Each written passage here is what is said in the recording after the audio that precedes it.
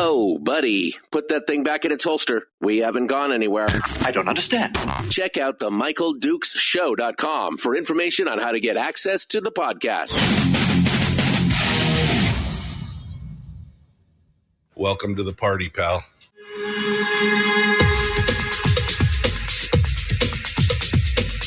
The Michael Dukes Show. The greed and the entitlement is astounding to me.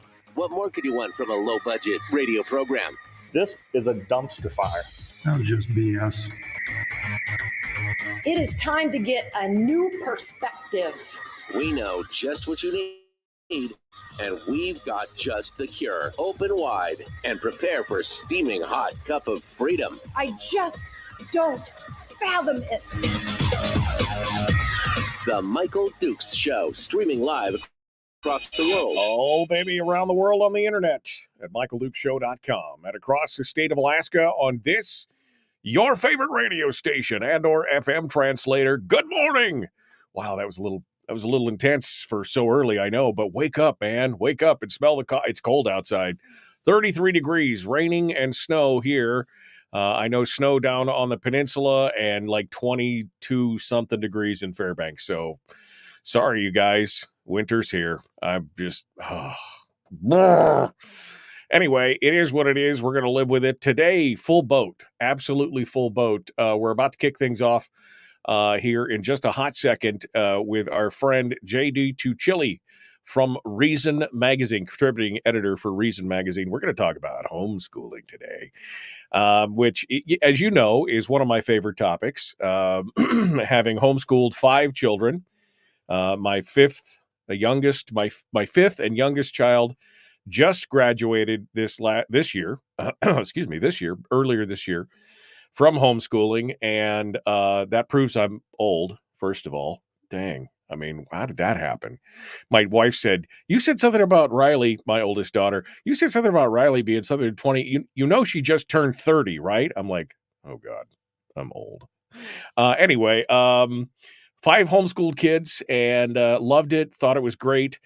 The snobby elites who have always poo-pooed and looked down on homeschooling got the big wake-up call. As I've said many times, it is the silver lining of the pandemic is that it opened a lot of parents' eyes up to the fact that homeschooling was not as, remember how they said, oh, it's so difficult, you can't do it. You're not an educator, are you?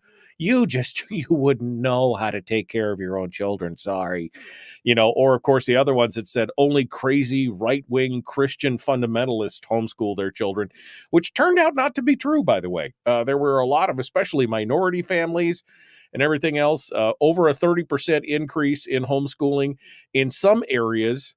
I saw a statistic the other day that said it had a brief 300% increase in interest in homeschool. Not that everybody homeschooled, but everybody was asking questions, So anyway, we're going to talk about that with JD Tuccille here in hour 1. In hour 2, Representative Sarah Vance from down on the peninsula is going to come on and talk about her talk about the HB 2, which is a bill against discrimination.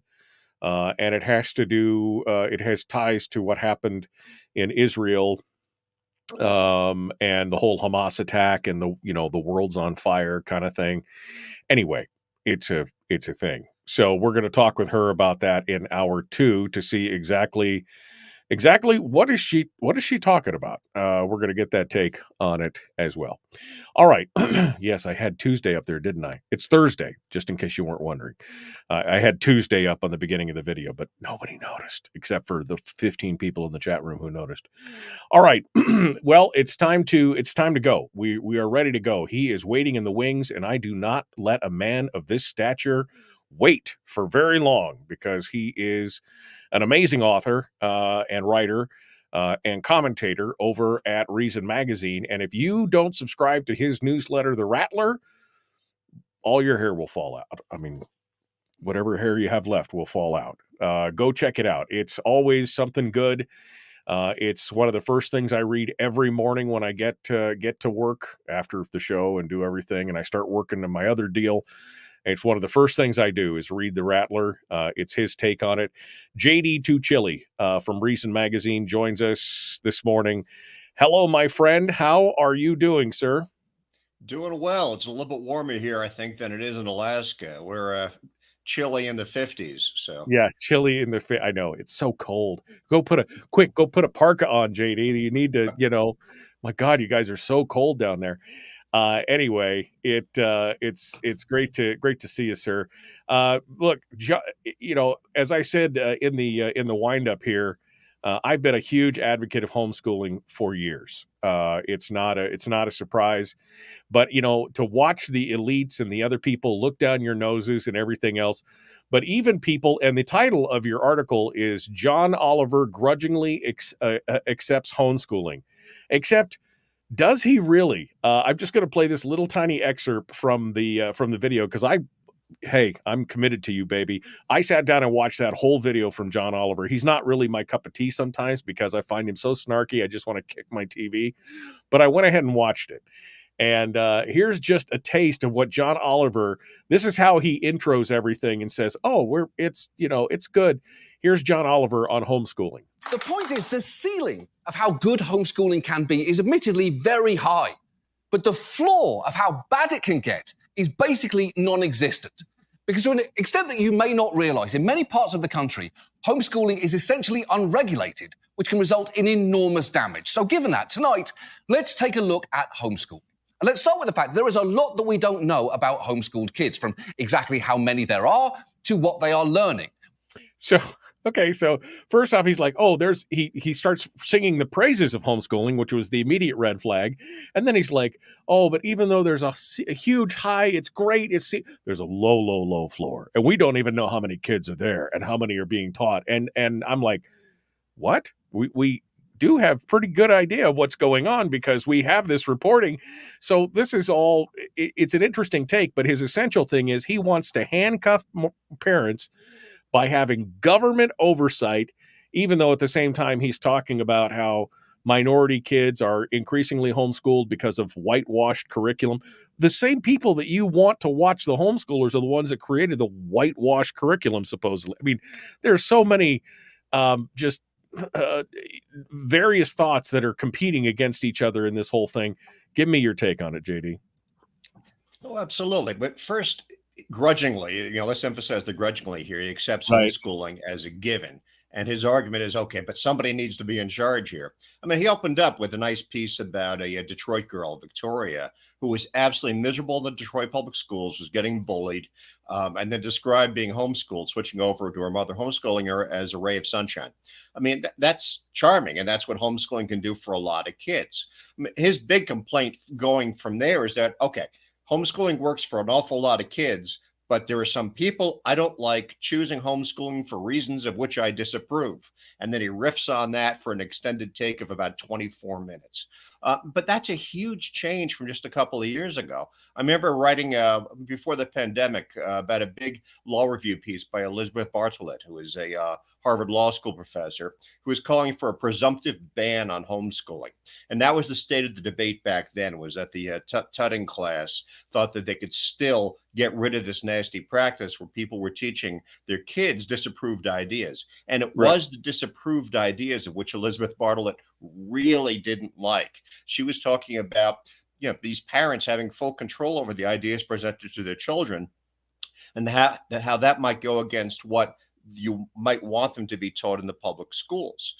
Now we've gone from that Elizabeth Bartlett presumptive ban piece to John Oliver saying, okay, homeschooling is really good, but only if the right people do it for the right reasons. That's actually quite a step down for that class of people who were really uncomfortable with the practice in its entirety just a few years ago. Absolutely. And the why of the step down is pretty obvious.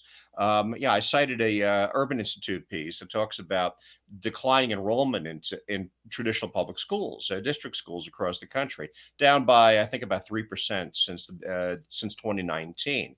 To a certain extent, that's because of declining population, but it's in stark contrast to the fact that enrollment is up in private schools, charter schools, and especially in homeschooling. It's up by about 4% in private schools, up by about 7% in charter schools, and 30% among homeschoolers, which is a huge contrast to the decline overall in traditional public schools. And the reason is obvious. parents are regulating are regulating education across the board. And what they're deciding is that public schools don't meet the standards and that the alternatives, and especially homeschooling, do. It's interesting to watch because the first thing he pulls out, of course, one of the first things and one of the things he focuses on for a bit in this 24-minute screed is the fact that, if it's something he didn't like, he reaches for the most extreme example he can find. And of course, he goes on to talk about the Nazi homeschooling. It is some neo-Nazi group in I don't know, Idaho or someplace has created their own homeschooling system because they couldn't find Nazi-friendly material. Big surprise. There's no Nazi-friendly material because nobody wants it except for these fringe whatever. And it's just this straw man argument of let me find the most egregious, vile thing and hold it up as if this is normal everyday stuff. And that's that kind of straw man that he, quite honestly, he personally excels at.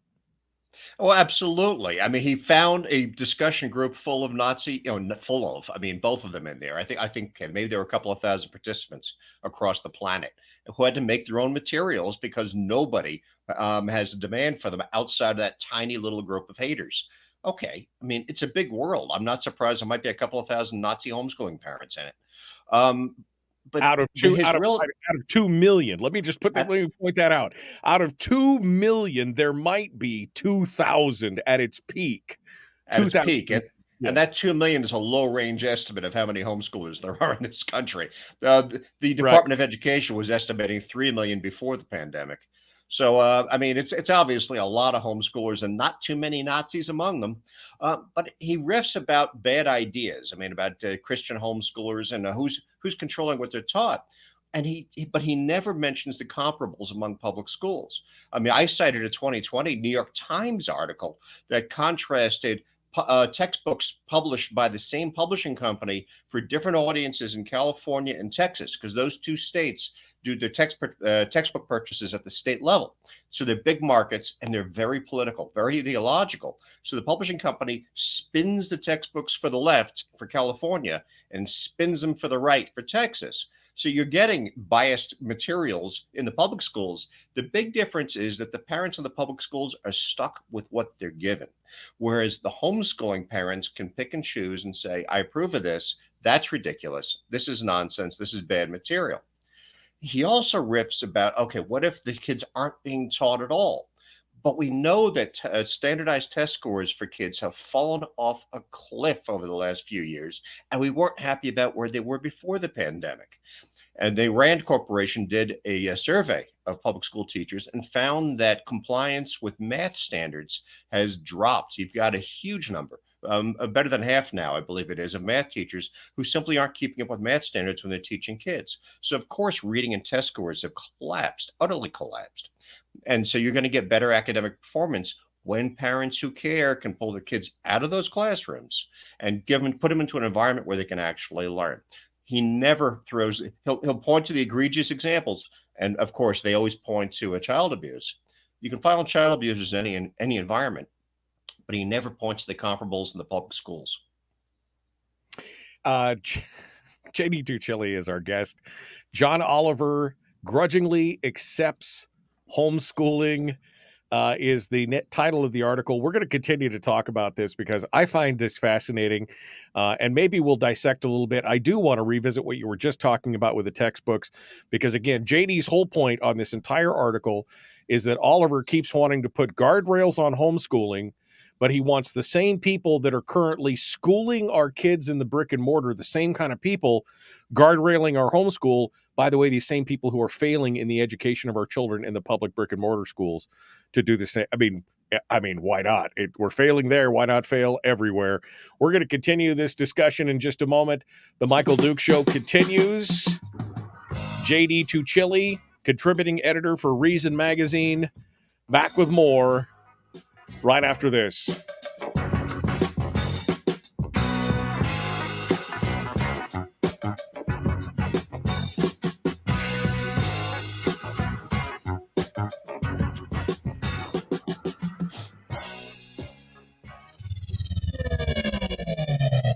You're mental suppository. The Michael Duke Show.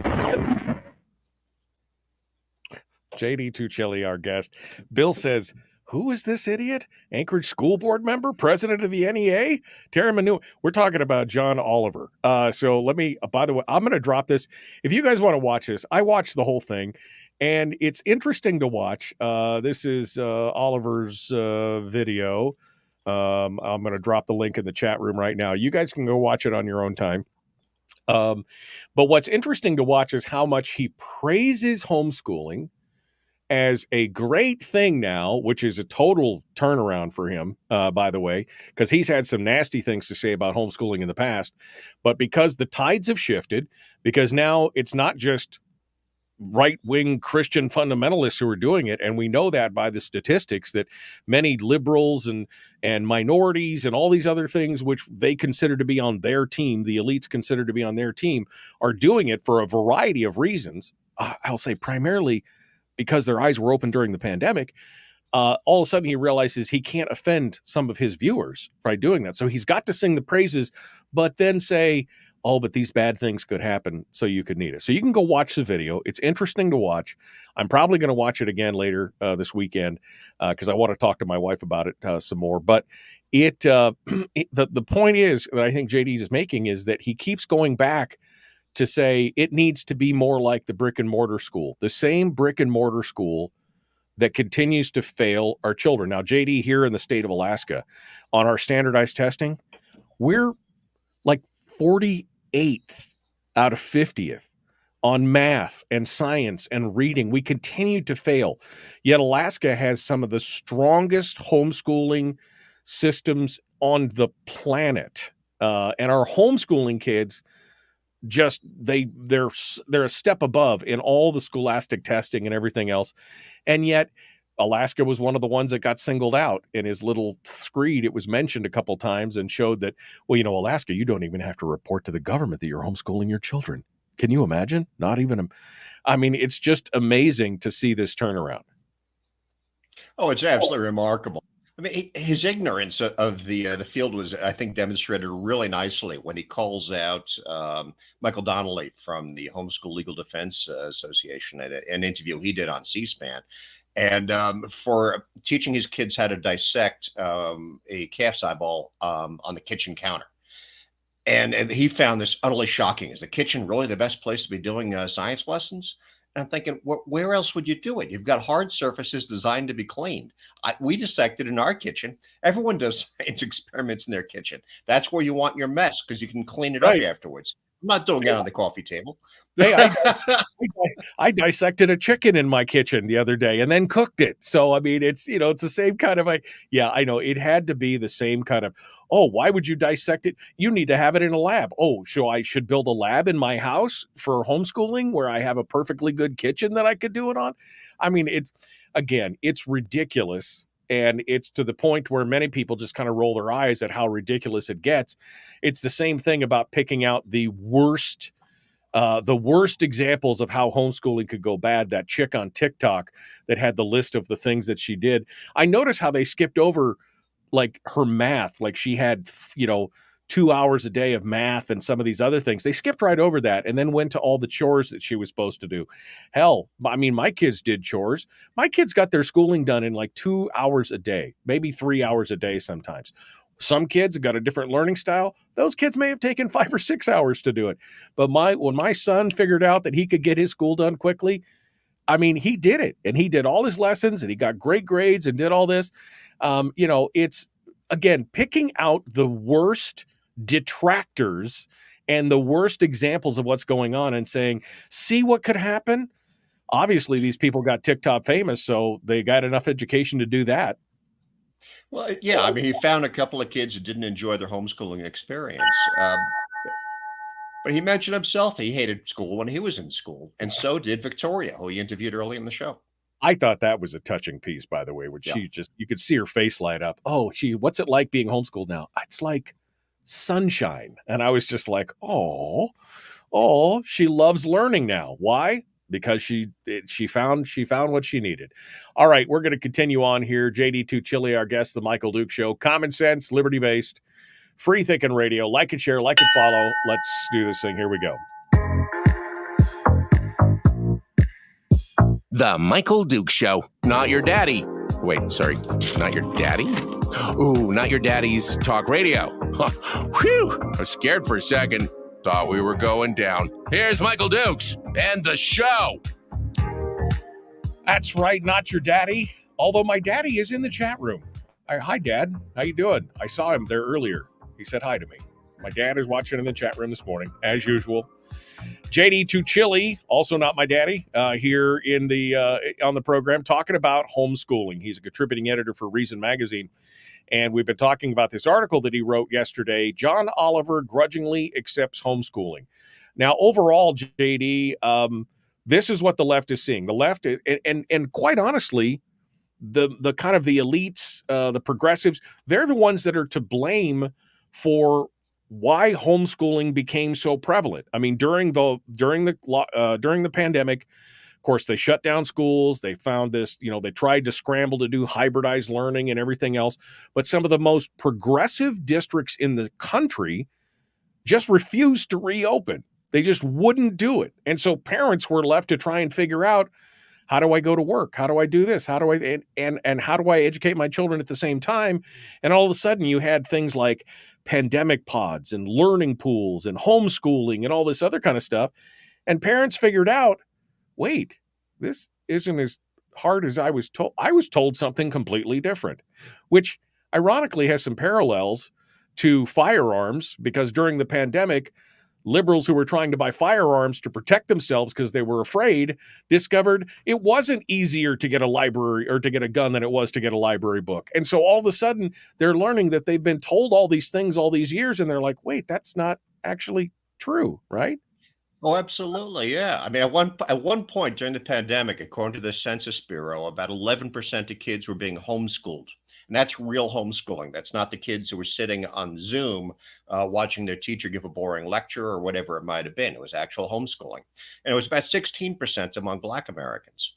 That's a lot more exposure. When you're exposed to something, it's no longer an other. And you look at it and you compare it to the other kid who's over on that Zoom session. And you're like, okay, I'm really not impressed with what the public school is doing. And I hope this is not what they're doing every day, but I'm afraid it is.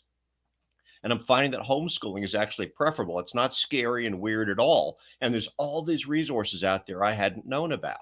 And it got normalized for a huge number of people. And a lot of people beyond the old early adopters of homeschooling started homeschooling themselves. And now they can no longer, the John Oliver and the Tutton class and Elizabeth Bartlett at Harvard University can no longer assume that homeschooling is bannable. It's not, because a lot of their own audience now, the people who thought that they were so interesting, have tried it, liked it, and are sticking with it. And so now they've got to move their battle lines back and say, okay, but we need to exert some more control here. Yeah, good luck with that. Yeah, good luck. I mean, that's the thing. You can't put the toothpaste back in the tube. Once their eyes have been opened, you're going to have a very hard time. And what would John Oliver like? He would like, of course, for you to have to report on all your children that you're doing it. He wants approval of the curriculum. He wants welfare checks on all your kids. He wants all these things. And I'll be honest with you, that was one of the more disturbing things at the end. Again, he pulls out the most extreme examples of where, parents who were already abusers had decided to homeschool their kids, and he highlighted these points of abuse where parents were abusing their kids, and the homeschooling was a method to hide it or whatever. And I just got to say, look, that's not most parents care about their kids. That's why they're homeschooling them to begin with. Yes, there's always going to be bad actors, but you don't punish the entire crop for the actions of a fraction of a percent of the overall take. Yeah, and let's be clear. Parents who are abusing their kids and not sending them to any kind of a school or teaching them at all aren't homeschooling. They're just abusing their kids and keeping them home. That's not homeschooling. Right. That's abuse. Yeah. And he tries to conflate the two. I mean, I don't care that some parents might claim that they're homeschooling as a cover. They could also move to another district and just not tell anybody that they have kids. That also has happened. There's no way to say that homeschoolers are more prone to child abuse than anybody else. There are just child abusers among us, like there are any kind of bad actors, and we all have to deal with that reality of life. Right, absolutely. Now, again, going back to what you were talking about earlier with the textbooks, that, by the way, could be a whole show in and of itself. Yeah. When I read that article, that was so eye-opening for me. And what JD was saying, for those of you who missed it or didn't understand, is that you had a major text. I think it was Macmillan, wasn't it? One of the McGraw Hill, I thought. Yeah. McGraw Hill. There you go, McGraw Hill, one of the largest textbook producers in the country, and they were selling to two different states, Texas and California. So they were exactly, you looked at them, they looked like exactly the same textbook, but the textbook in California, all the histories in it were skewed to a liberal perspective, and the textbooks in Texas, which looked exactly the same on the outside, were skewed to a more right perspective. And all of a sudden you're like, well, wait a second, are we just getting propagandized? And yet this is what he wants to hold up as the answer, and that's part of the problem, is that we are getting, is it really history or is it indoctrination?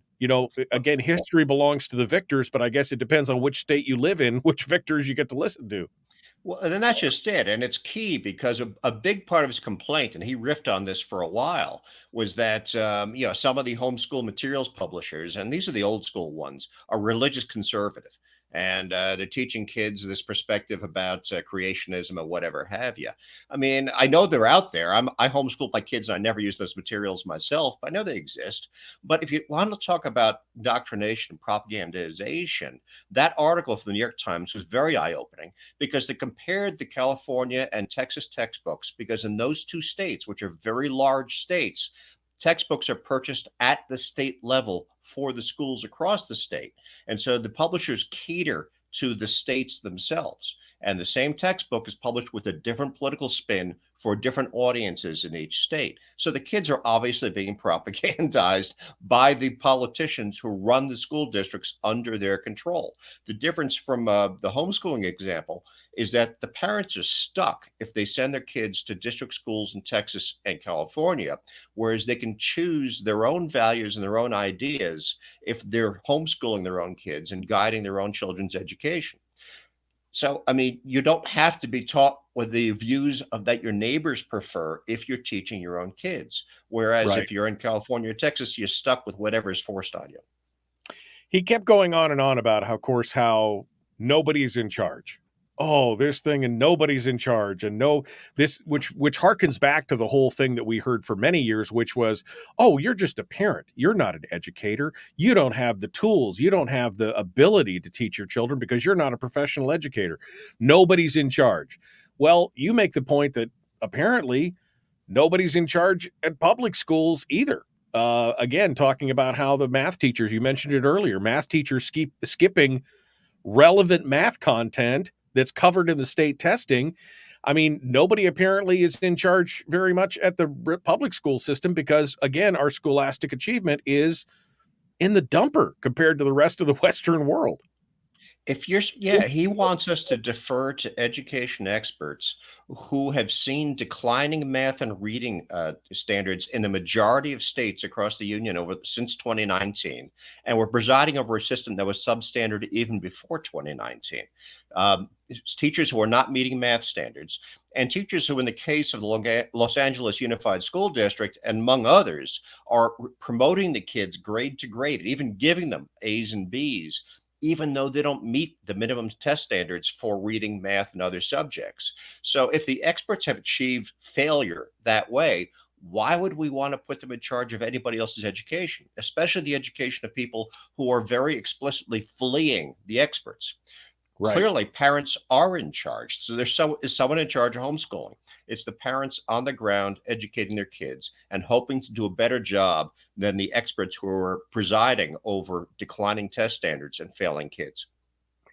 Especially since these are parents who have obviously taken a special interest and gone the extra mile to educate their children. Now, what I found interesting is that he broke out all these states. These states just have to report that they're doing it. These states only have to, every year, these states only have to report once. And then these states don't even have to, and of course, Alaska's in that last 11 states that don't even have to report that they're homeschooling their kids.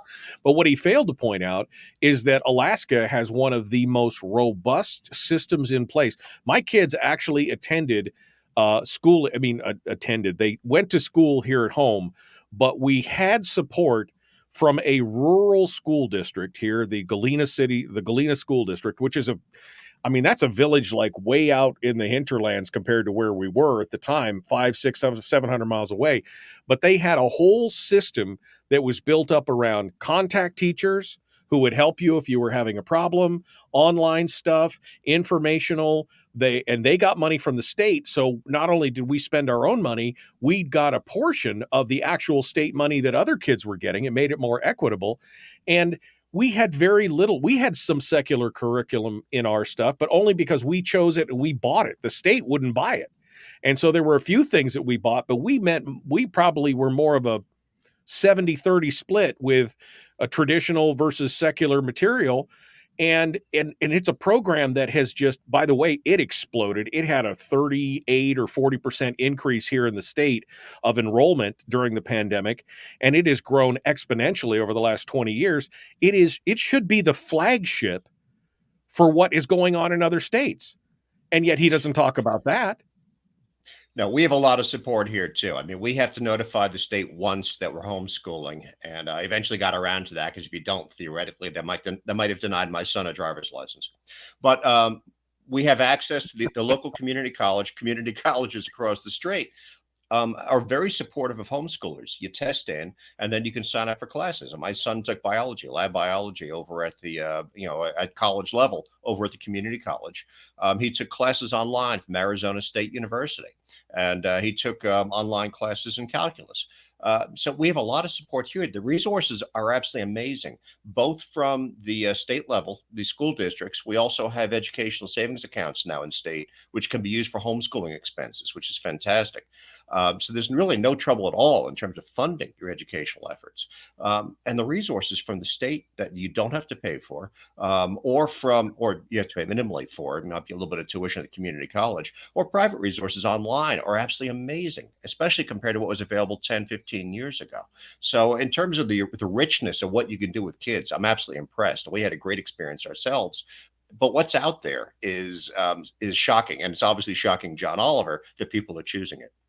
Yeah, absolutely. And I think, again, people's eyes are opening, and they discovered, during the pandemic, like I said, they discovered that it was not as hard as they thought. They thought they were going to be alone in the wilderness, having to build their own curriculum and doing all this stuff. And many people discovered, oh, wait, you mean there's something I can just sign up for, plug into, have a teacher there to help me and do these things? I mean, they were shocked that all of a sudden it was easy, which leads me, we're coming up on the break, which leads me to the question, which I'll leave you with before we go to the break. How much of this is just outright fear from the more progressive element in our society that they are going to lose essentially the indoctrination centers that they have right now? That they are going to lose that, and all of a sudden the culture war has got to shift on the battlefield. I'll leave that question with you, and we can answer that when we get back. JD Tuccille is our guest. He is a contributing editor over at Reason Magazine.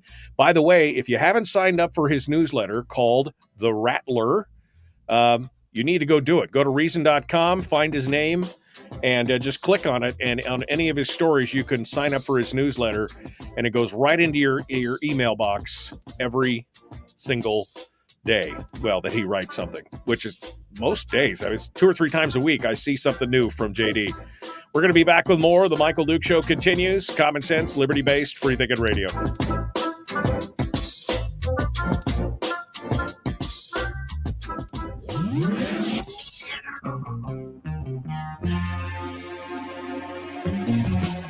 Running on 100% pure beard power. Oh, also some coffee.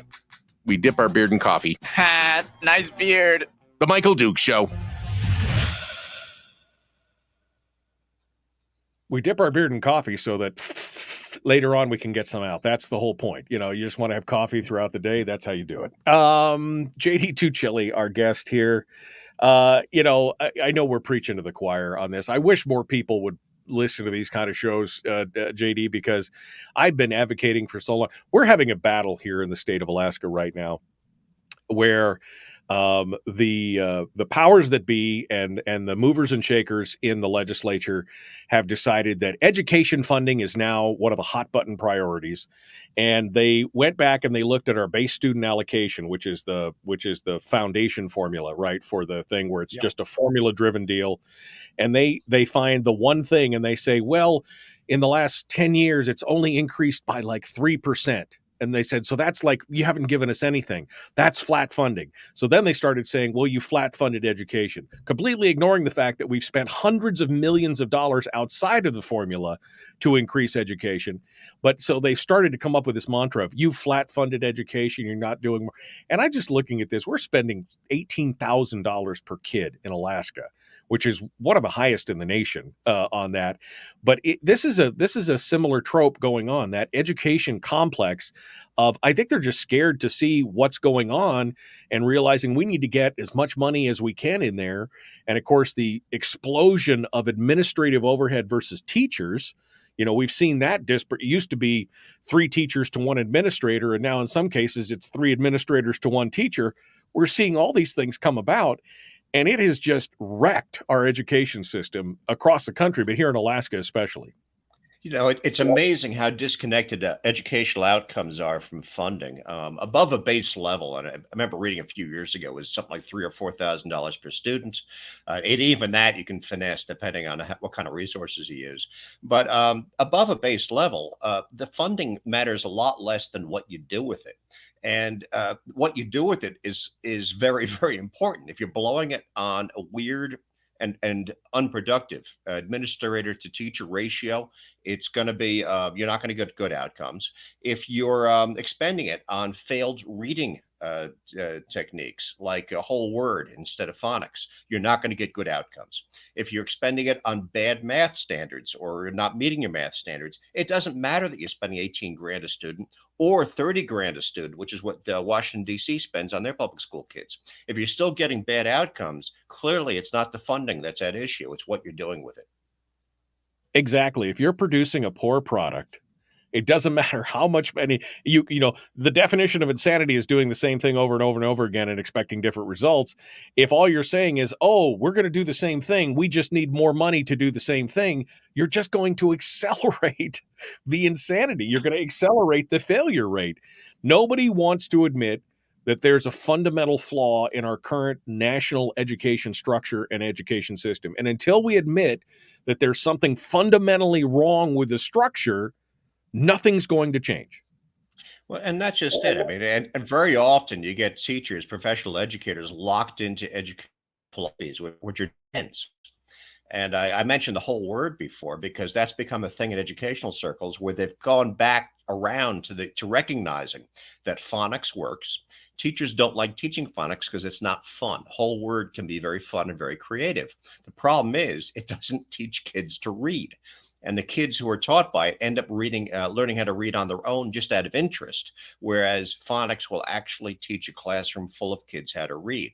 It tends to be rote. I went through it. I taught my own kid by phonics. I understand why teachers might not want to do that year by year, but it's effective and it's low cost. And it achieves the education outcomes that are not achieved by the alternative approaches. But you can spend all the money you want on whole word. You're not going to teach children to read. Yeah, no, absolutely. And the problem is, it seems like the education system has forgotten the most basic premise, which is you have to teach kids how to learn. You have to teach them to have a love of learning.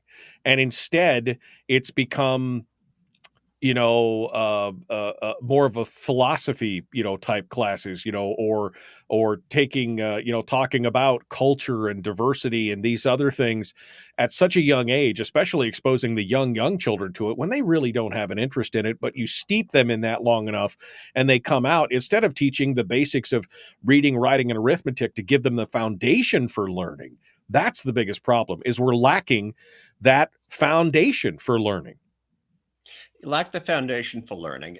Learning in and of itself doesn't have to be expensive. It doesn't have to be a lot of field trips and a lot of fluff. It really can be focused on fundamentals, and then you build from there once you've achieved the fundamentals. But you have to achieve those fundamentals first. And when we homeschooled our son, that's what we did. I mean, we started with the phonics, and I took him out, and it took effort every Saturday morning. I rewarded him with a hamburger and a trip to the playground afterwards. But we did it. See, it's reward, risk. It's that's the way to do it. All right, JD Tuccille, our guest. We're returning to the radio here. One final segment. It's always so much fun to talk to JD. I love this. I can't wait for him to come to Alaska so I can buy him a beer and we can hang out and just do something fun. Anyway, here we go. That. Yeah, we're going to do it, my friend, one of these days. Here we go. The Michael Duke Show, Common Sense Radio. Public enema number one. Oh, wait, sorry. Public enemy number one, which makes more sense.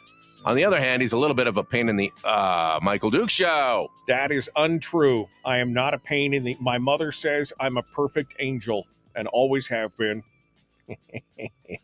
The Michael Duke Show, Common Sense Radio. JD Tuccille, our guest, contributing editor, Reason Magazine. We've been talking about his article just posted yesterday. John Oliver grudgingly accepts homeschool. And the question that I left him with before we went to break was, JD, it seems like more and more the elite, the tut-tut society has had to acknowledge that homeschooling is popular now, even amongst some of their people. But I think the reason they continue to press back is that at their core, they are afraid of losing the indoctrination factories, really. Right? I mean, because we're teaching, instead of teaching smaller kids, especially in K1 through 6, instead of teaching them reading, writing, and arithmetic, the basics, the foundations of how to learn and love of learning, we've got more about culture and, patriarchy and all these other kind of big philosophical ideas that they probably don't really even care about. And they feel like they're losing those centers of indoctrination. I think that's probably at the core of what they're afraid of, because if the brick and mortar schools crumble, they don't have a toehold into our children anymore. There's a lot to that. Progressivism historically has been a very elitist attitude, with the idea that the right people ought to be in charge and guiding life for the masses. There's sort of a feudal aspect to that view of life. And the progressives have dominated public schooling for at least a century now. It's been their way of raising kids to normalize ideas, to normalize patterns of life. And if you lose the kids, and they already have, I mean, the enrollment in traditional public schools is now down to 85%, with the rest going to alternatives, including homeschooling. Once you start losing that hook, if kids are raised to 18 years old before they're released into the world, they might be normalized in ideas of which you disapprove. In fact, a lot of them are, because that's why their kids pulled them out. So yeah, public schools are a major aspect of maintaining control, keeping the, in quotes, right people at the top.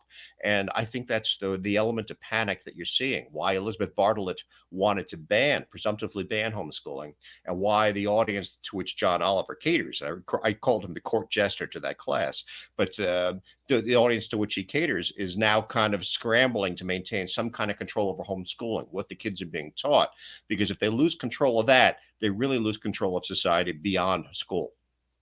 Well, one of the functions of that, and I think you've written about this before, is the fact that government cannot respond fast enough to changes in technology, right? And so what we're seeing here is we're seeing a revolution in education.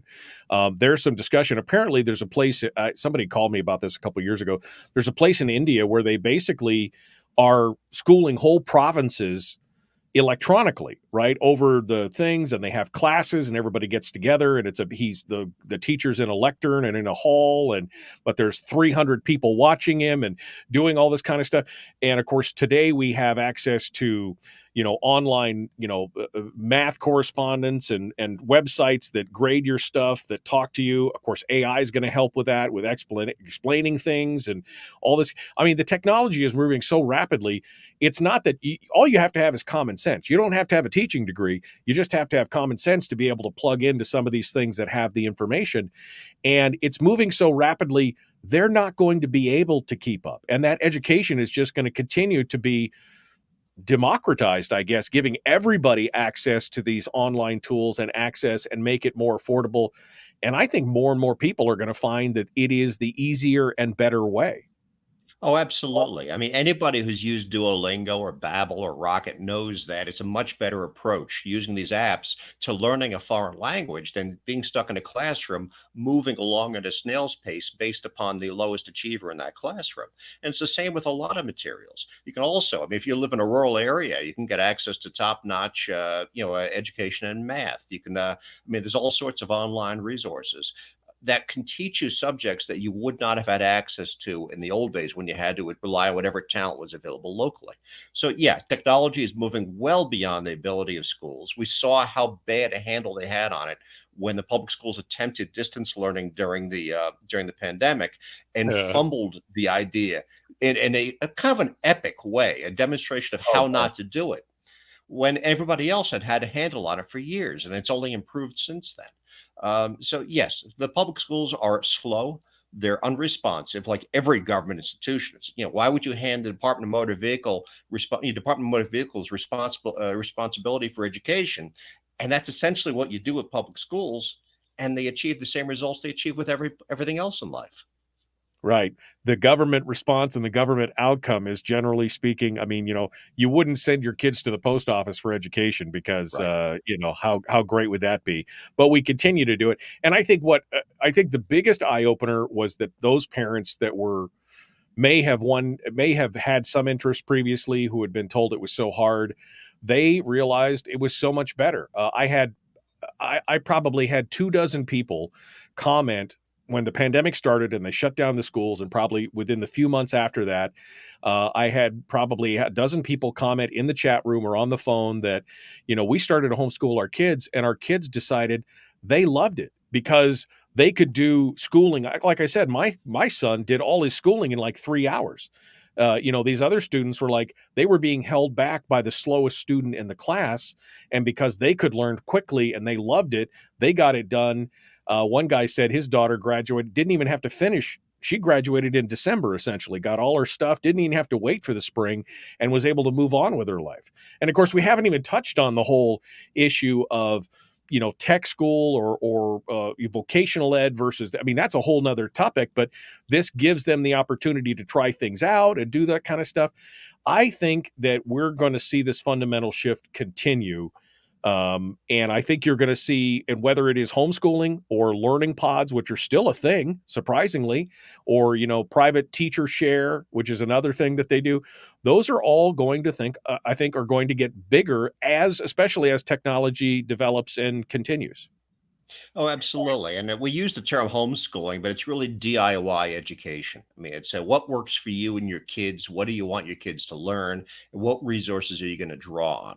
And learning pods are kind of reinvented homeschooling co-ops, but then you got micro schools. So then you might have somebody who's kind of in charge. It really is whatever arrangement works for the kids that are involved and the families that are engaged in it. So it's not just homeschooling, it's DIY, not entrusting it to some institution someplace, and certainly not to the government, but taking advantage of it and being in charge of how you want to guide your own kids' education. JD Tuccille, contributing editor for Reason Magazine. The article is entitled "John Oliver Grudgingly Accepts Homeschooling." He has the video embedded in there. You can go out and read it at Reason and then watch the video and make your own thing. But I got to tell you, oof. Yeah. I mean, it is an eye-opening experience. We're down to the last 3 minutes here or so. So JD, what else are you working on? What else have you written about recently that we didn't touch on today, outside of this homeschooling thing? And what else are you working on? Give us a sneak peek at what we can expect if we subscribe to The Rattler, your weekly news, or bi-weekly news, however, you 2 or 3 times a week. You're 3 times a week, yeah. 3 times a week. And I'm also, if you have an audience across the border in America's hat, I'm also writing a weekly column for the National Post now. So explaining American politics to them. So, My last piece was relevant to what we've been discussing here, which is how a lot of public schools have become mini surveillance states, and they're normalizing the idea that you're constantly being monitored and that you're constantly under somebody's scrutiny. So that's yet another reason to reconsider sending your kids into those schools. And then, of course, with Hamas's murderous attack on Israel this week, my next piece is going to be on how Israel is loosening for the second time this year their gun control laws, and to make it easier for Israelis to arm themselves and engage their own self-defense, because even one of the better defended states in the world could not have their security forces everywhere, and that's always the case. I mean, the fastest responder is the person who's always on the scene, and unfortunately, that's you, that's me, that's whoever is going to be a victim otherwise. Right. Well, that's our Firearms Friday axiom: is when seconds count, the police are only minutes away, right? I mean, you have to be responsible for your own protection. The article that you talked about with school surveillance was fascinating, and it reminded me again, because you mentioned it in there, and I brought it up, I think yesterday or the day before, that an astonishing 20-something% of like the 20-year-olds, 20 to 25-year-olds, like 25% of them said they would be okay with surveillance cameras in people's homes being watched by the government to protect from domestic violence or something. And I just thought, what? I mean, they are okay with the government putting cameras in everybody's home. I mean, the right to privacy out the window. This is what comes from these type of indoctrination centers in the public schools, right? I mean, is that kind of mentality? It's normalizing behavior. If you raise kids in an environment for 18 years, they're going to think that environment is normal. And even if it's a weird environment, one to which we object, that is going to be normalized for them. Surveillance is part of that. And it's a bad idea, I think, to raise kids to believe that they ought to be under somebody's scrutiny at all times, that somehow that keeps them safer, because it doesn't, and it's not healthy.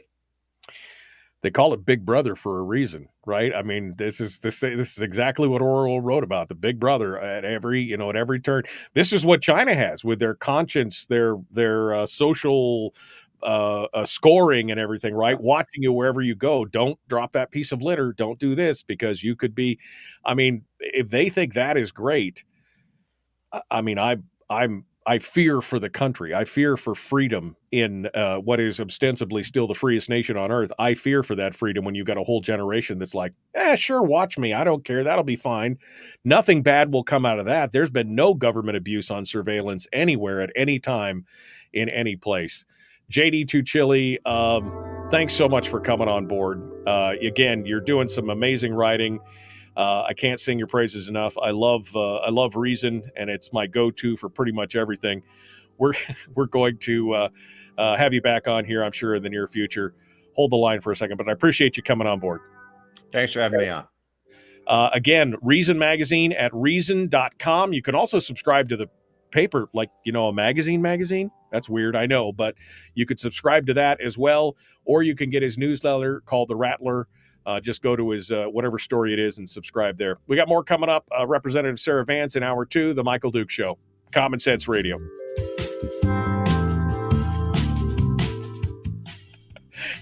I see Donna. Donna is just aching for a Facebook jail ban. She says, what's a good caliber for shooting out cameras? That's a good question. I don't know, but I mean, that's the other thing that catches me on this kind of surveillance stuff, because I was actually thinking that when I was reading what JD, and the fact that the Anchorage police now are talking about getting license plate scanners in Anchorage to scan license plates, and I'm like, a 22 would fix that right away. I mean, it's again, do we need a surveillance state? It's all for your own good. It's for the children. It's for the, it's all this kind of stuff. And it's so frustrating to watch, JD. But I think the bright side, as we've seen, is that more and more people are waking up. I'll give you your final thoughts here on this topic before I let you go. More and more people are waking up. The fact that you're seeing alternatives to traditional institutions, I mean, homeschooling, private schools, all these things are happening to do with DIY education. but are also happening in other areas of life, it's healthy. It means that people are saying not only are they dissatisfied with the standard issue offerings and they're not happy with how government manages things, but they're perfectly capable of taking responsibility for their own lives, their education, their safety. And we're building alternatives to institutions that not only are not good, but are actually failing, so that we have that backup there. We have the ability to take care of ourselves as the established government institutions kind of crumble and maybe even go away at some point. I guess I lied. This is my final question. Do you think that there's hope that the needle is shifting, that more people are, I mean, we saw it with the homeschooling.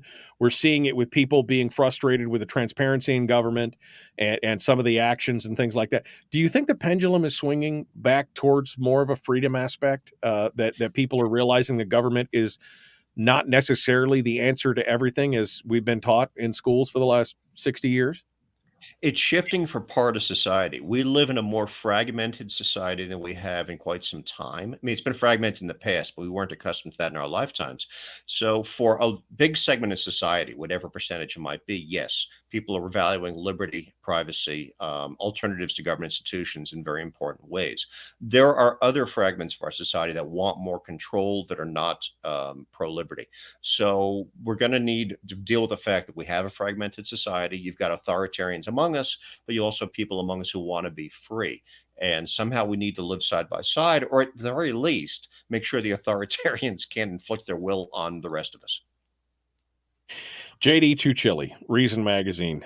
Can't thank you enough, my friend. As always, it's great to talk to you, and I love having you on. So keep up the good work. Again, if everybody who's all 50 people who are watching this right now on the various socials, if you're not subscribed to his newsletter, you missing out. So go check it out. JD, thanks. When are you coming to Alaska, man? I do, come It's take been a too vacation. long. Yeah, come take a vacation and enjoy yourself. I'll make sure I'll show you a good time. We'll have some fun. We'll plan on that, but probably not during the winter. Yeah, well, are you sure? Because it's beautiful. It's beautiful here during the winter. Yeah. We'll hook you up like a tow truck. We'll get you some fishing charters or something. We'll do something fun.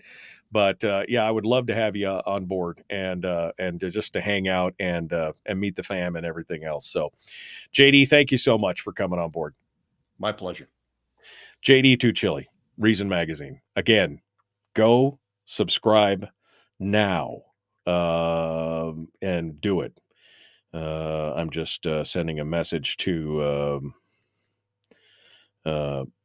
Sarah Vance to get her on board this morning. All right. Man, it's good stuff. It really is. I can't tell you how much I enjoy talking to JD. And I'm just so impressed with his whole discussion on everything. All right. We are about 2.5 minutes from the show kicking off here for hour 2. Oh, hey, look, somebody just popped into the green room. She's eating my donuts. It is Representative Sarah Vance. I see her down there. So shall we test the audio?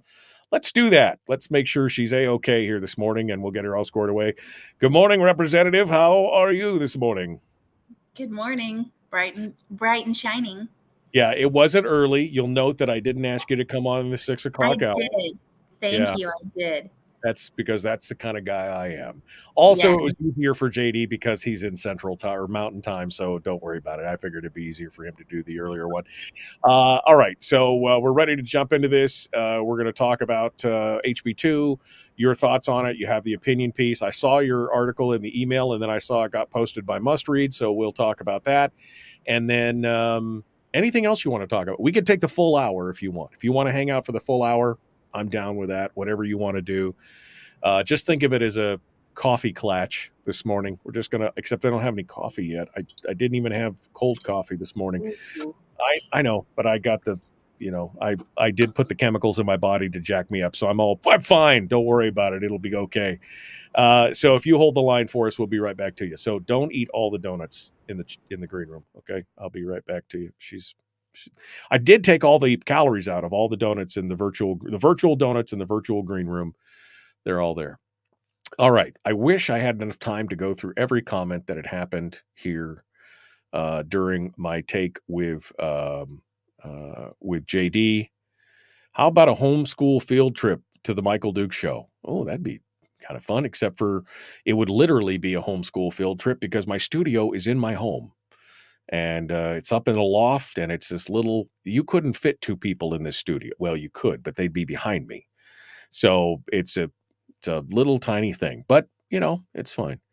All kinds of stuff here.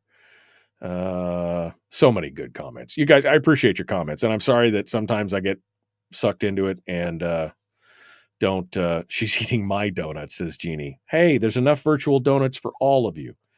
All right, let's go. Here we go. The Michael Duke Show, Common Sense Radio. Let's do it. Hour 2 right now. Yeah.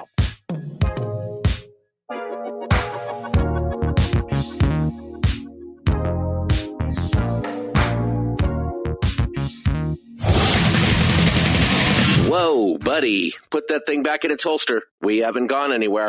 I don't understand. Check out the MichaelDukesShow.com for information on how to get access to the podcast. Welcome to the party, pal.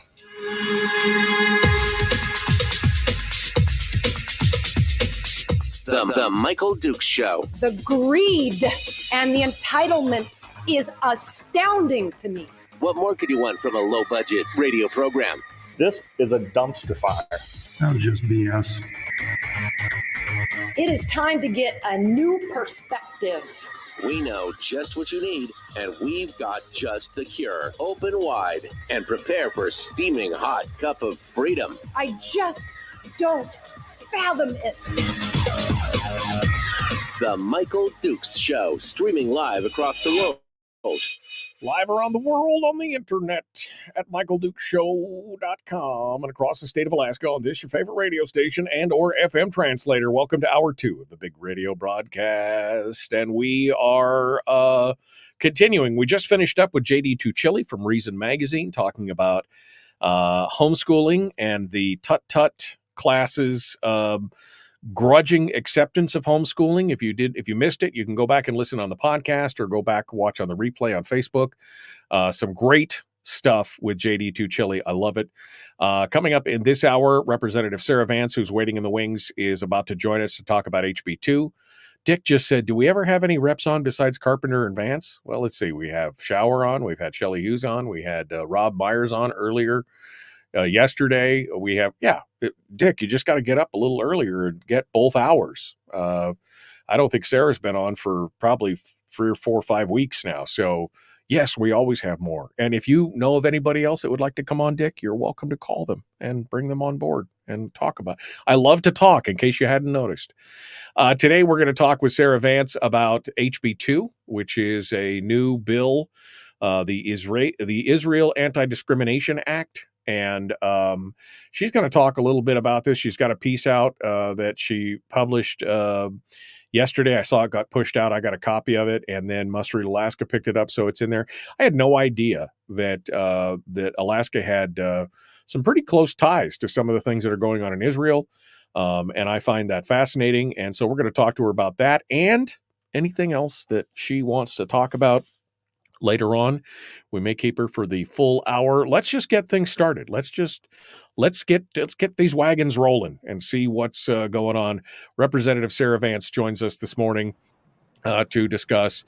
Good morning, Representative. How are you on this beautiful snowy? Is it snowing down in Homer? Is it? It did. It did. I stepped outside briefly to let my little dachshund out and saw that there was actually snow sticking to our grass. Little white flurries out there. It's early. It's only the 12th of October, and it's like 2 weeks early in town. Yeah, the thing in Anchorage for this morning that I read was that we got about 1/10 of an inch yesterday, and if it sticks, it'll be an early snow because the average snow is the 17th. The average first snow in the Anchorage-Matsu area is the 17th, so it would be early. I'm fingers crossed. I'm still going for the no sticking snow till after Halloween. That's my I'm just looking for a little bit more. We had such a crappy summer. I'm just hoping for a little bit more before we hit the dead of winter. I know. I had bought some new sandals because I was actually going to be heading to Israel at the end of the month. So I was trying to break them in the house, and they were so comfortable. And now I'm so disappointed because obviously I'm not going to Israel and I can't wear my fantastic sandals. But, that's first world problems, being as there's just heart-wrenching things going on in Israel. And it's things that we just did not think that we would see happening to the Jewish people since the Holocaust. Yeah, no, when I saw what happened, and of course I was, I disconnect on the weekends, right? So I don't pay attention to the news. I don't do that. So it was Sunday night when I first discovered what was going on, doing a little prep for the show for the next morning. And it was shocking to see the visuals, shocking to see the images, and realizing how much hate is still in the world and how much evil is still in the world. And my heart goes out to what's going on out there. So I wanted to give you a chance to have a platform to recap your article here, to tell the stories, to talk about HB2. I found interesting the how Alaska is tied to. I didn't realize, rocket tests and everything else. So just start from the beginning and give us the rundown here of what your article says and what your thoughts are on what's going on right now. Well, thanks, Michael. I introduced this bill, I believe, about 3 years ago. So this is not something that suddenly came to mind with the war breaking out in Israel. This is something that was brought to me saying, we need to do something about this. This Israel Anti-Discrimination Act has been passed by 36 states across the nation. There is a similar bill in Congress, and it simply is making sure that our Alaskan dollars are not funding anti-discriminatory acts towards Israel based upon their race or religion. And the area of control that we have in the state is with our state contracts. It says anything over $100,000, we're not going to do business with them if they're making these discriminatory actions, boycotting them, and really putting our money where our mouth is. But, when we look back at the history of Alaska, it's not just because we care about human rights and standing up against discrimination. We have some incredible people, Jewish people in our state history who have contributed in a very big way. And I was able to take a look at that and learn the rich history in the relationship that we have with the Jewish people in founding our state. It was really beautiful. If people are interested in that, they can go to the House State Affairs Committee and listen to that. But like you mentioned, we do the Arrow 3 testing of the missiles on Kodiak. And, that's instrumental to what is happening right now. We have about 62 million in exports to Israel. There's been a longstanding positive relationship, but ultimately we are allies with Israel and we are their best defense as Americans. And this bill really reinforces that. And the reason that I did an op-ed is just to really educate the people that this is something tangible that we can do. Because as we're watching these events play out on the news, it's heartbreaking and we feel helpless. We feel like there's nothing that we can do to help these people all the way across the world. But in fact, we can do something as a state to say, no, we're not going to take part in this terrorism. We're not going to fund it with Alaskan dollars. And just reminding people that we still have an opportunity in our hands to take action. Now, you said you introduced this bill a couple of years ago. Obviously, no traction, right? I mean, it just does not seem to be going anywhere. Unfortunately, that is one of the byproducts of being in the minority. I made my case to the chairman at the time, and they told me this is a great bill. Maybe if you didn't carry it and we did, then we could pass it. It's unfortunate that some members of the legislature were taking that attitude, but here we are. We still have an opportunity to do the right thing. Right, because now being in the majority, you have an opportunity to push it, and circumstances being what they are, this might also light a little bit of a fire under folks to have a point. And I think it's a good idea to take a look at, especially when you're talking about millions and millions of dollars potentially in the long term and in the overall picture and scope of things, to see, yeah, we need to make sure that our money is going to something that is good and wholesome and uplifting and building, and not destructive and not divisive and not polarizing, and quite honestly not evil. I mean, that's the thing. I mean, I'm going to call a spade a spade. What the people like Hamas and Hezbollah do, that is evil. There is no two ways about it. That's not just, I have a belief and I'm going to do it. That is pure, unadulterated. When you kill women and children, rape and murder and do it all in the name of your God, that is evil. And it's not the same, it's a horrific thing. And then to see what's going on there, and to watch and especially to see it in real time now, it's astonishing. And yes, I think we need to stand in support of those kind of people. It's something that really grips our hearts, right? And as it should. But this isn't just something that I am being emotional about. This is just a principle that I think many of us stand on, that we need to stand with our allies, be that good buddy that's going to come to their defense on the playground. This is something that I tried to highlight. There was a need for this. If you follow anything with Israel, is that they are a light on a hill in the Middle East, amidst a very dark world. Israel is a democratic state that is open to people's freedom of religion, and everyone's entitled to their opinion, and they help those who are in need. But their neighbors around them feel quite differently about that and simply want to annihilate them because they are Jews. And that's a big distinction between us wanting to do similar actions in the state for other countries. This is standing with our allies because they are specifically targeted for their race and religion. And that's something that we can't stand for. Well, and the U.S. has done a pretty good job overall. I mean, they've supported the formation of Israel in '48 to begin with, and then since then we've given them nearly $500 billion in aid, $480 billion or something in aid overall. So we've done some good work with them. They are one of our closest allies, and we should stand with them in whatever way that we can do. But again, just the horrific nature of these attacks is just most frustrating. And of course, now we're finding out that some of the mullahs or whatever are calling for basically a global day of jihad on tomorrow, Friday the 13th. Well, that's ominous. So we need to be, careful and paying attention and watching to what's going on. I want to talk about the specifics of HB2 here in just a minute, but we're going to take a quick break. So we'll hold with you here in just a second. Don't go anywhere. Sarah Vance is our guest.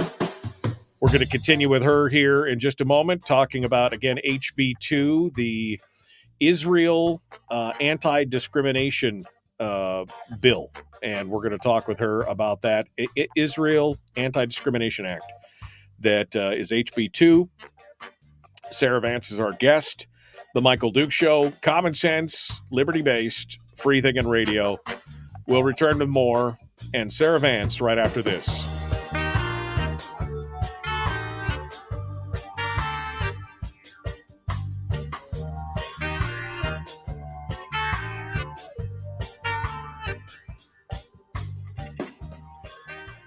We're broadcasting live through a series of tubes. Allowing all of these entities to provide streaming stuff going on the internet. Well, it's kind of hard to explain. Sorry. Streaming live every weekday morning on Facebook Live and MichaelDukesShow.com. Sarah Vance continues with us as our guest. When we get back to Are you knitting? Oh man, she's knitting. My wife. That's my wife. She's doing socks for Christmas right now on the couch every night. My wife is over there doing her thing with her little sticks. And I say, you're making socks too as well. Sarah Vance, our guest here on the program. What else is going on, Sarah? Are you all ready for the madness? I mean, it's only a couple months away, right? And you get to jump in with both feet. And man, I can't wait. Can't wait. Well, I'm gearing up. I'm, working on legislation, making sure that I'm doing my homework, and I've been busy engaged in conversations, educating the public about House Bill 68, which is a crime against sex and human trafficking. In fact, tomorrow, Jake and I will be attending an event a 4-day training on search and rescue for missing persons and those who are trafficked. Not because I think that I'm going to be specifically participating in search and rescue, but because I want to learn and understand everything that I can about the issue in Alaska. That's happening up in Soldotna. They still have some room available. You can contact a new organization called Trafficking No More. Incredible opportunity. There's just so many issues going on right now. A lot of fisheries issues. If you've been following that at all, yeah. I'm trying to stay on top of things, making sure I'm representing the people. Always at work. I would love to. We need to talk more about the fisheries. My knowledge and experience is limited to the fact that I was a commercial fisherman when I was younger, and kind of my reading on it, but I just don't have enough information a lot of times. We were talking about the crab harvest the other day, and I really would love to have if you know any experts in the field that would like to come on and talk about it, just point them in my direction or give me the contact info, because I think we need to have a show about the fish management, the crabbing, the halibut, the lingcod, everything else. I think we need to have a conversation about that and what's going on in Alaskan waters, because we're struggling, man. We are struggling right now, and I don't know exactly how to fix it. So it'd be interesting to have an expert on to talk more about these kind of things. Well, I'll have to start handing out your phone number, Michael. Hand it out, write it on the bathroom wall, whatever you need to do with it. Get more people. I've had the same phone number for 35 years. I just realized the other day, and I'm like, no wonder people still call me from wherever. It happens all the time, right. But I'm happy to do it. Well, one of the topics, obviously, there's the crab fishery, salmon, halibut, rockfish is an area of concern among our charter fishermen now. Bycatch is obviously at the top of the list because of seeing the widespread impacts of that. Where I'm prepared to hold committees in House Fisheries on the issue of bycatch so that we can have a better understanding, so that we can find out what we can do as a state. That's one of the things that I'm constantly, asked what I can do concerning our fishery. Most of the larger issues that we are seeing are happening in federal waters where I have no jurisdiction. But I've been a voice writing letters to the MPFMC and saying we need accountability and enforcement. We need to continue to have abundance-based management. There needs to be a level playing field with the trawlers and our directed fishery, the mom and pop Alaskans who are feeding their families and supporting our economy. Just so many issues. But I would be more than happy to have someone come and discuss this issue. But I do want to give a shout out to one of our favorite representatives from the Valley. Okay, quickly. Kevin McCabe has been fantastic on the Fisheries Committee and really addressing the fishery issues. Being from Big Lake, he is one that you wouldn't expect that would be so engaged, but he's just been such a breath of fresh air and a really instrumental in helping me. All right, Sarah Vance, our guest. We can talk more about that here in another segment. We're going to continue the Michael Duke Show, Common Sense Radio.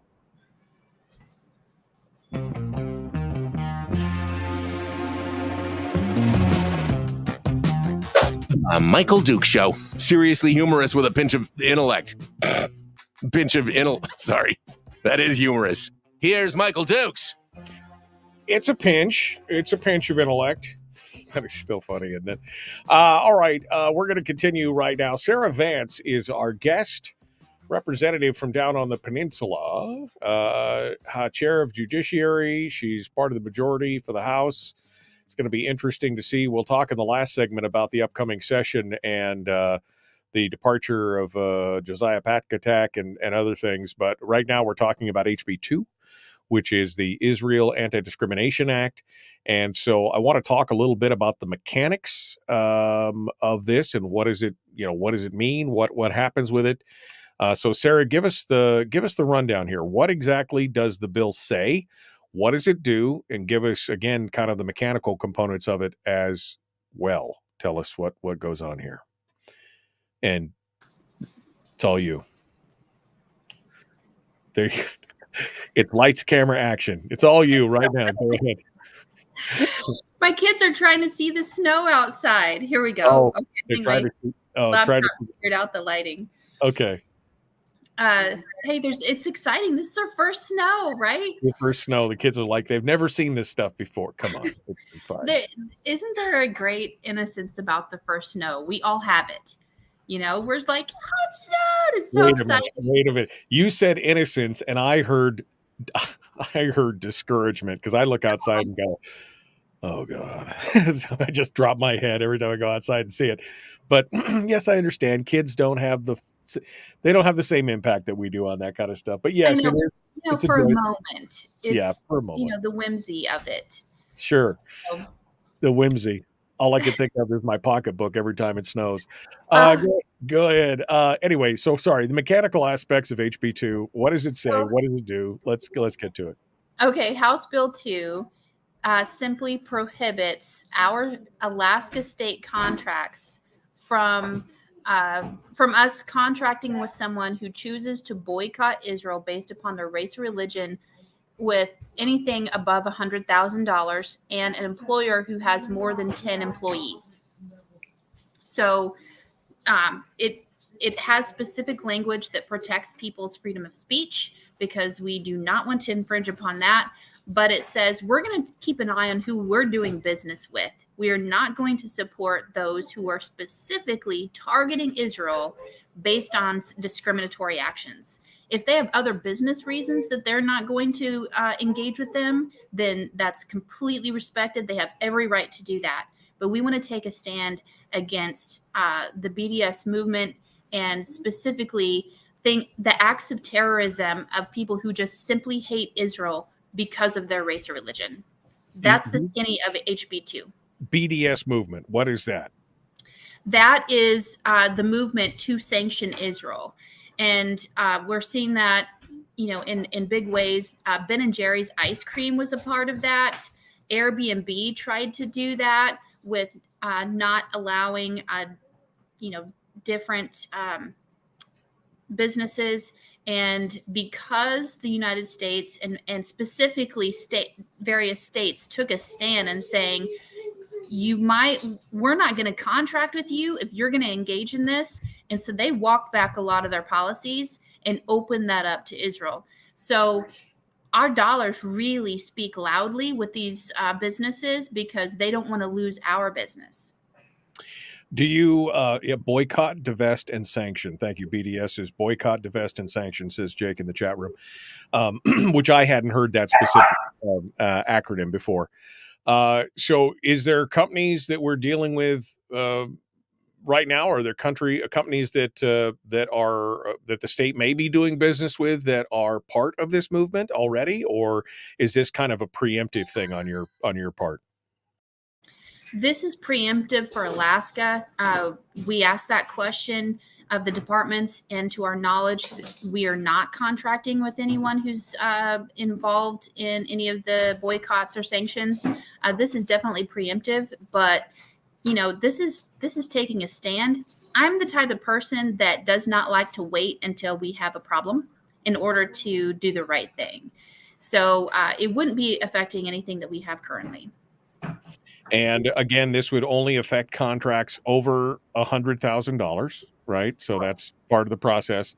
And again, it would look at not necessarily the commentary from individuals who work for a company, but the overall company policy, right? So Yes. somebody could say something trashy or bad on Twitter or whatever as an individual, but if the company policy doesn't impact their ability to have free speech and say stupid things. But if they have a corporate policy of not participating or again of boycotting, that's when this law would kick in and take Yes. effect. Yeah. And there's specific language in the bill protecting people's freedom of speech. That's very important. You know, that's one of our foundational constitutional rights. We do not want to limit people. If people want to be a jerk, they can do that. People can have their opinions. This is not stopping that. This is just being wise with our dollars of who our public dollars are going to do business with, which we have a right to determine who we want to do business with as well. Now that you've become more vocal about this bill, and like you said, it's already been introduced a couple of years ago, have you had any response from your fellow legislators? Has there been any kind of take, people calling you, asking you questions, or, I mean, any input back from the current legislature? Well, the interesting thing, Michael, is that this bill has been on the House floor this last session. And there was a lot of misunderstanding around the bill. People thought that we were engaging in foreign policy. And it failed with a vote of 20-20. It split right down the middle in the House. So I pulled it back to rules where it sits and was going to have more conversations and get more support on the bill. I'm hoping now people see the importance of this and understand this isn't dealing with foreign policy. This is Alaska state contracts and determining who we do business with. This is Alaska fiscal policy is what it is. This has nothing to do with foreign policy per se, but it does have to do with where Alaska spends its dollars, which is your bailiwick, which is the bailiwick of the legislature. You guys do have that. I don't think I agree. I think that's a red herring. It has nothing to do with foreign policy at a national level. It has everything to do with how we as Alaskans spend our money, how the state as the purveyor of Alaskans' cash spends that money. And I think it's a valid point. Well, how do people feel about the $6 billion that Biden gave to Iran? I think people have strong feelings about that and where they think those dollars are being used right now. This is making sure that our Alaska dollars are not contributing to terroristic activities. And that's so important because we have a direct connection. It really, really pricks our conscience that says, I don't want to be a part in any form through my tax dollars, through anything that I've contributed to this type of just barbaric activity. And that's why House Bill 2 takes a stand against that for Alaska. So, I'm hoping that people reach out to their legislators and say, please support this. Call the governor's office. He needs to hear from you because this isn't something that we typically engage with. One question that I do want to ask the public is, in the bill, I specifically excluded the investments of the permanent fund. That's been a lightning rod issue that we have not engaged in changing anything. They simply have a fiduciary responsibility with their investments. How does the public feel about this? Do they want this included, the permanent fund included in this bill, or do they want to keep it out as we traditionally have done in Alaska? I'd like to hear from you. Because currently, and I think you mentioned this in your article, that the permanent fund has invested $60-something million in Israel in the last 20, 30 years, something like that. Is that about right? No, those are two separate things. We've done exports to Israel. Our petroleum obviously is exported to Israel, but the permanent fund does have investments in Israel. But what about other companies who are choosing to boycott Israel? Should we be investing in them with our permanent fund? that's a large question to ask, and maybe the Permanent Fund Corporation needs to hear from you without the legislature having to write it into law. Well, I'm happy to see that you authored this, put it together. A little disappointed that, again, in your reaction when you first introduced this, that they said this is a great bill. If somebody other than you carried it, we could support it, which again just shows how petty I think politics are. If you have a good bill, it shouldn't matter who's carrying the water for it. If it's a good bill, it's a good bill. Not we're going to side against you just because we don't like the cut of your jib or whatever. That's a ridiculous thing. And so how can people support the passage of this? How should the public be involved in this situation for HB2, Sarah? Call and email your legislators, the House representatives and the senators. Call the governor. You can email me specifically at rep.sarah.vance@akleg.gov. We would love to hear from you. This bill needs lots of support, and we will be able to take action on it, come January when we go back into session. But let the governor hear from you that this is important, because he has the authority to do an administrative order that would cause this to go into effect immediately.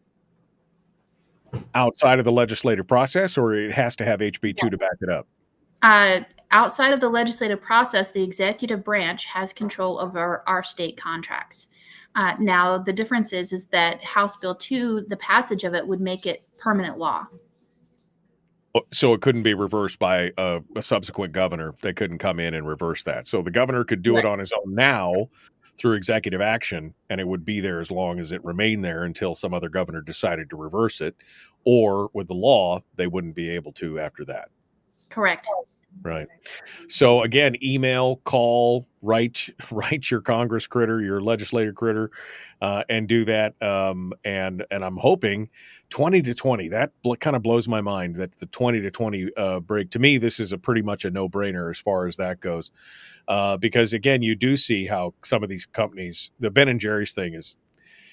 There are many companies out there that are doing this kind of stuff, and this is why we need to educate ourselves on what the stances are, especially if some of these companies who are very vocal in their support of things like that. You can still dislike what's happening on the West Bank and in Gaza. You could be unhappy about it, but to wish and to celebrate the destruction, rape, murder, and pillage of a whole people is it's heinous. It really is heinous, and I refuse to give, no matter how much I like Chiggly Wiggly or whatever their favorite ice cream is, as much as I like that, I'm not giving them another dollar because of the actions of companies like that and others. And I do my best to try and educate myself on what some of these other companies are doing. Definitely a frustrating thing. Final thoughts on HB2, Sarah, before we go to break, and then we'll come back and talk about the upcoming session. There's an important distinction that I don't want to miss here regarding supporting Israel with this bill, is that this has in no way engages with the politics of Israel and their government. It does not mention that at all. I don't follow the politics of Israel as far as what their government is doing or not doing. This isn't about that. This allows them to continue to engage in their own manner as a democratic nation. But this just says we're going to stand with our allies. We're not going to be involved in the discriminatory actions by people who are trying to annihilate the people of Israel. That's an important distinction that I want to make right now, is that this is not supporting or engaging whatever the politics are going on. This is supporting the people of Israel. Sarah Vance is our guest, legislative representative for the Lower Peninsula there. She joins us today. We've been talking about HB2. If you want to support or show your support for this bill, again, you can send emails to your own reps, or you can send an email to Rep Sarah Vance at rep.sarah.vance@akleg.gov, and she'll include those in the committee. And maybe, just maybe, we can get some movement on this. I think this would be a good move. I mean, it doesn't move the needle on government spending or anything else. It just makes sure that the money that does get spent is not supporting people who are evil. I just don't know how else to say it. I don't think that there is another way to say it at this point. All right, we're going to continue here in a moment. We're going to talk with Sarah about the upcoming session, the departure of Josiah Patkatak, and the potential for shift, which is pretty low, but what does she think? We'll get her take on that and continue in just a moment. The Michael Duke Show. Common sense, liberty-based, free thinking radio. Don't forget you can join us out on Facebook at facebook.com/Michael Duke Show/live. If you want to be part of the chat room right now, just you and me and 50 of my closest friends out here on Facebook and YouTube and Twitch. Come out and join us. We appreciate it. We will be back with more right after this. Don't go anywhere.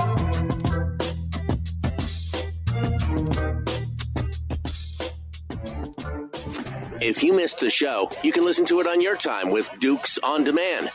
Oh, and it's free. Like America used to be. Streaming live every weekday morning on Facebook Live and MichaelDukesShow.com. Oh, look, a hot dog. It's a hot dog. It's a wiener dog. Is this your new puppy? This is Liberty Bell. Liberty Bell. Oh, what a cutie pie. What a cutie pie. She's 5 months now. Oh, wow. But she's highly distracted by the children getting ready to leave for school. She mourns when they leave in the morning. Oh, no. It's like, I get so sad. I'm so sad. Don't leave me. Don't leave me. Mm-hmm. It makes me miss my dog. That's for sure. We got a new dog for Terry. A couple months before she lost her old dog, which is good. We kind of got the overlap there, but new dogs are fun. New dogs are fun, and they definitely give you the love that you need. It's good. It's a hot dog without a bun. Yes, exactly. It's a hot dog without a bun. And Melissa says, I want the baby. I want the baby. I never thought I would be kind of a smaller dog person, but it turns out, yeah, I'm a smaller dog. I'm a Boston Terrier guy, and I miss my Boston immensely. One of these days, when I get all these kids out of the house, I'll do it again. I'll do it again. I lucked out the first one. The first one I got for a couple $100.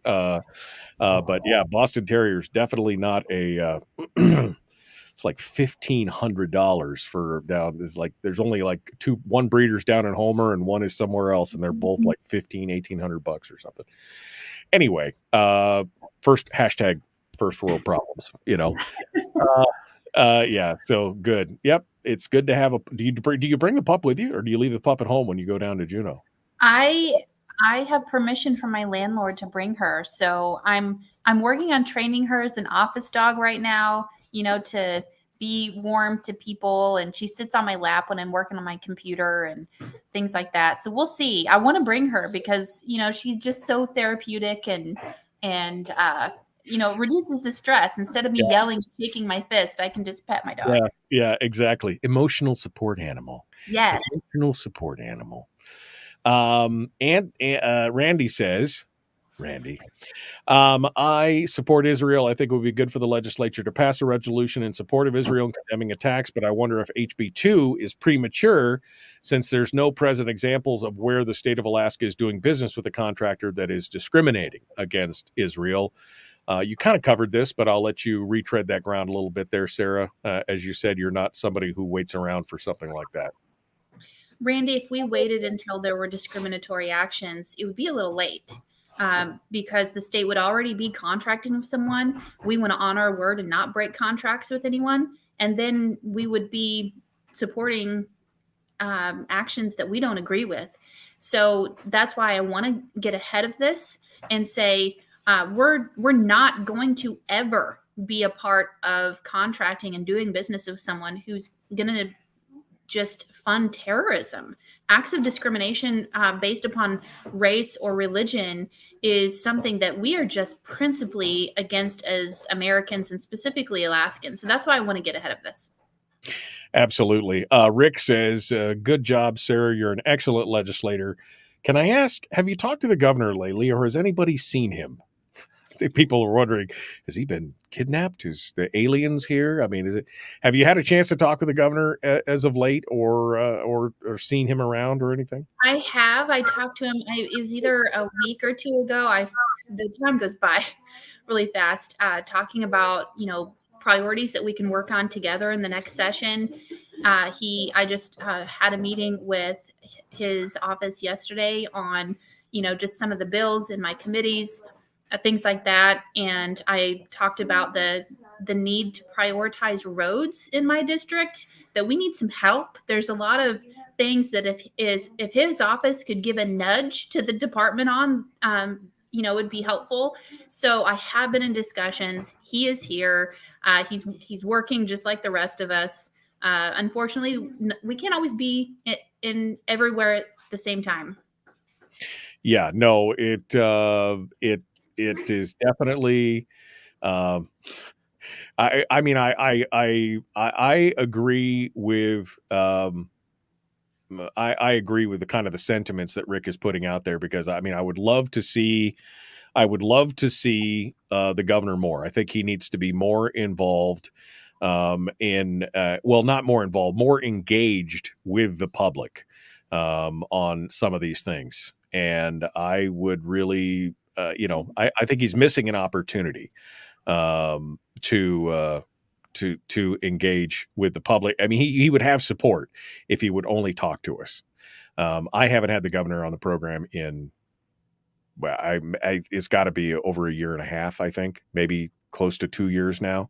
Mm-hmm. Every time I ask, I don't get it. When he did come on the program, he could only be on for 9 minutes to talk about, his one thing that he wanted to talk about, not what we wanted to talk about. So maybe you can whisper in the ear of somebody there that it would be really nice if he would come out and engage with the public that elected him. I mean, I think that would be, I don't think it's too much to ask, especially since we asked him to come on and he agreed to come on a regular basis. So, all right, 3 seconds out. The Michael Duke Show, common sense, liberty-based, free thinking radio. Let's continue. Here we go.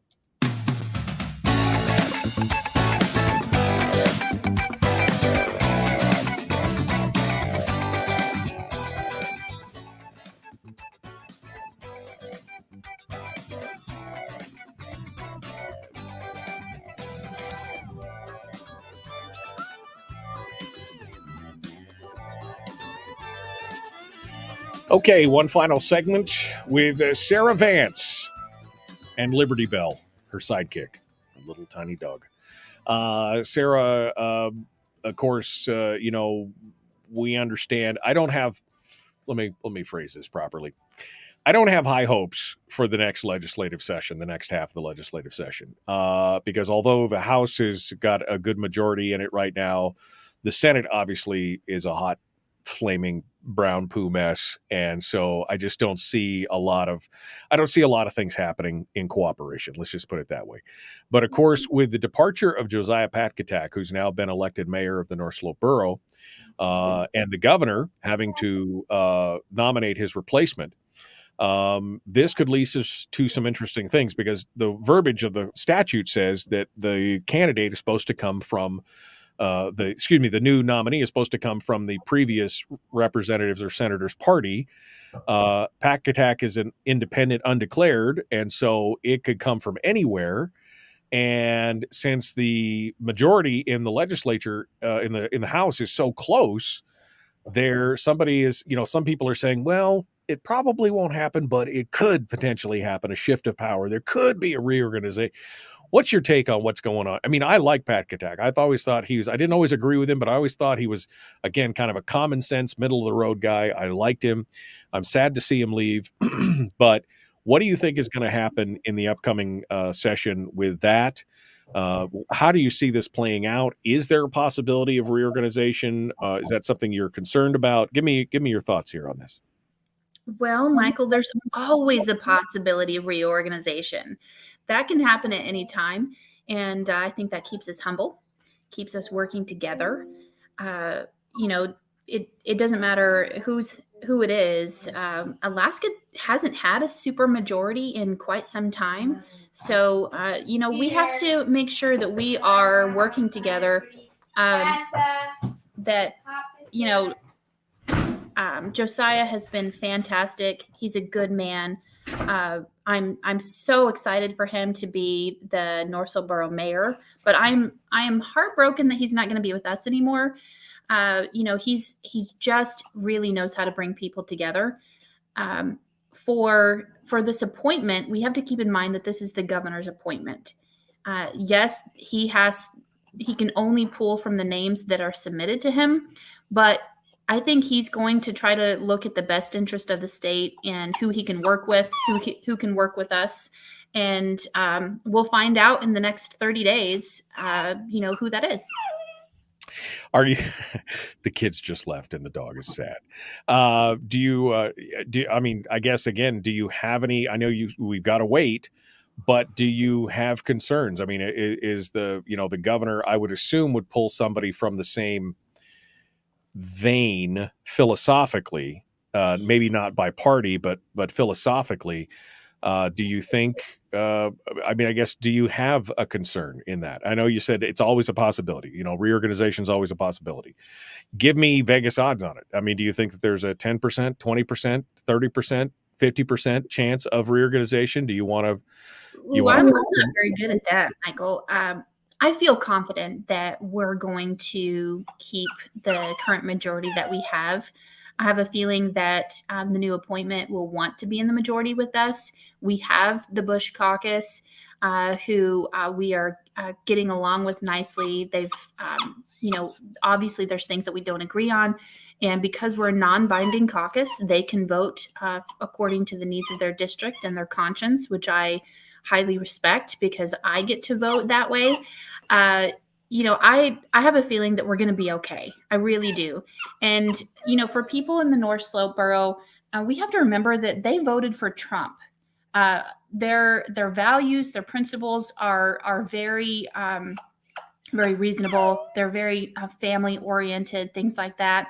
So I think that whoever we get is going to want to work with us where we can find a lot of alignment. And I'm just going in with a positive note. Sarah Vance is our guest. Our guest here talking about the upcoming legislative session and things like that, and whether or not the change for Pat Katak could mean a change overall for the legislature. What do you see coming out of this next session? Again, as I said, I don't have high hopes. I'm not even cautiously optimistic because I've seen what happens. We saw what happened at the end of the last session, the hand grenade that the Senate essentially handed the House, the